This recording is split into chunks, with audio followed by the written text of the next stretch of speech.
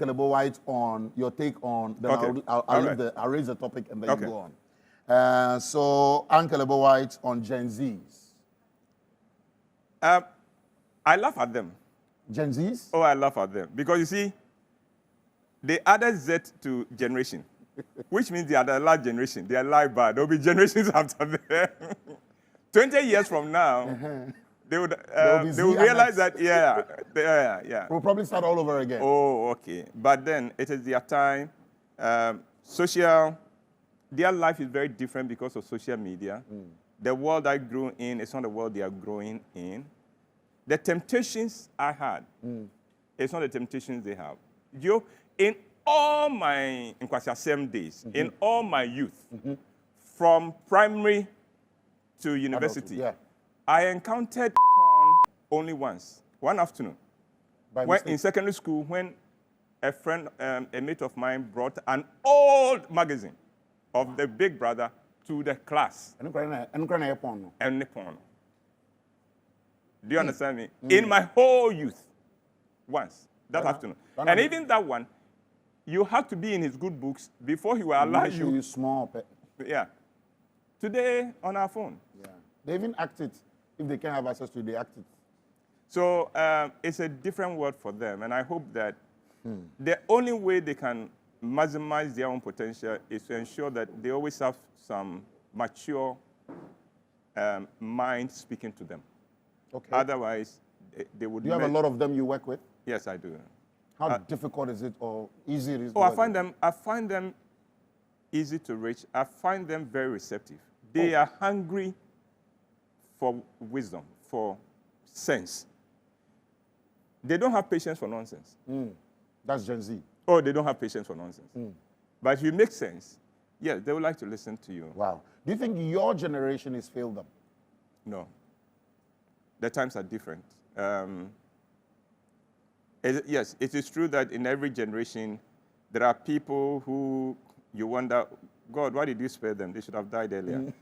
In every generation. And that goes for every generation. Yeah, do you understand me? They yes. cause more trouble than anything. But then there are also the majority that hold the fort quite well. No, we haven't failed them. The times are different. And unfortunately, the times change so quickly that my generation could not catch up with it.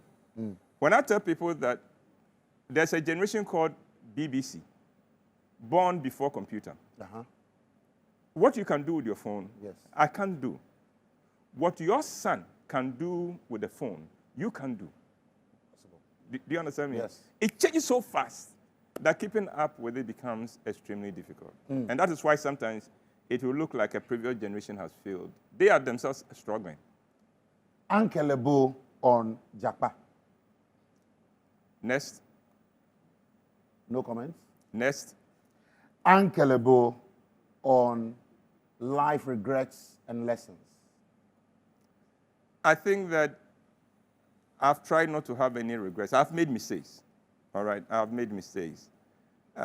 Opportunities I didn't take, things I did that I shouldn't have done, things I said that I shouldn't have said, things I should have said that I didn't say. Plenty. But I'd rather take the lessons from them and let them teach me to be better next time. Uncle Ebo on fatherhood. That's my favorite topic. Tell your producer to extend the time because of this. All right. Nanaya, over to you. Now, Joe, there's something. A father is not dispensable in the life of a child. Unfortunately, this generation, we are having a lot of women who think they can afford to do away with the father. So she's in her late 30s. She has a good job. She's not married. Oh, let me go and have a child. Because I can afford to pay the school fees. I can afford to pay the medical fees. What she doesn't realize is that she's doing the child a big disservice. A father is indispensable in the life of a child. No matter what. No matter what. The presence of a father in the life of a child transforms the child. All of us. Many of us who are doing great things, we can remember things our fathers told us. But think about it, Joe. When you are in the house, the atmosphere in the house changes. Mommy is always in the house. But let daddy come in, and the atmosphere changes. The atmosphere changes. The children are more peaceful. They are more grounded. Why? Daddy is here. But fathers don't seem to understand that. And so it is very easy for a father to think, I am not that needed in this home. And then he begins to withdraw. Big mistake. And I can understand. Because you see, nature seems to be against us as fathers. Pregnancy. You have no role in pregnancy. The man. Yours is a cheerleader. I give, I go. Yeah. What else? Oh, I they go. She's having cramps. What are you going to do? Oh, the baby, you'll be fine. Morning sickness. What are you going to do? Okay. Now we go to the delivery room and we act as if we are helping. What are you helping? The woman is in pain. Yes. Oh, what you are saying that? Oh, push. Who you are not the one. You are so. Do you understand me? Yeah. Now, so 6 and 9 months, we have no bonding with this child. Mother has bonded with this child in her tummy, in her womb. Then the child is born. For the first 6 months, you don't exist for the child. You know, mommy tries to involve you in it. Oh, I come for your child. Hold him. Even changing up, But Akwaranu Swa, what do you have to offer the child? Bajoba. Bajoba. That's the most you can do. Do you understand me? So at that point, a lot of fathers begin to think that, oh, I am not needed.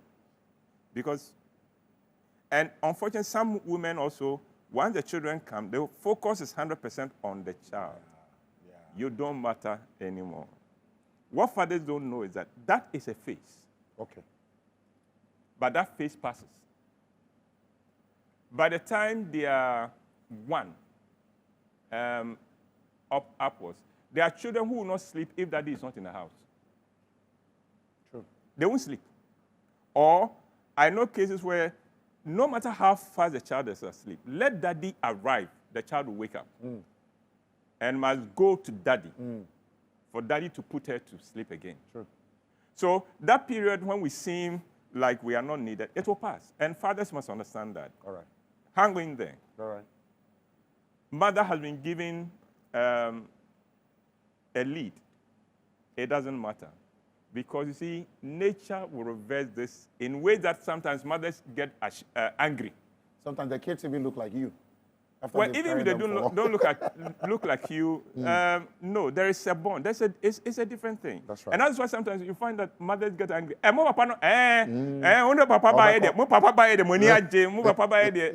Yeah, mama, wow. Yeah, daddy abba into the change.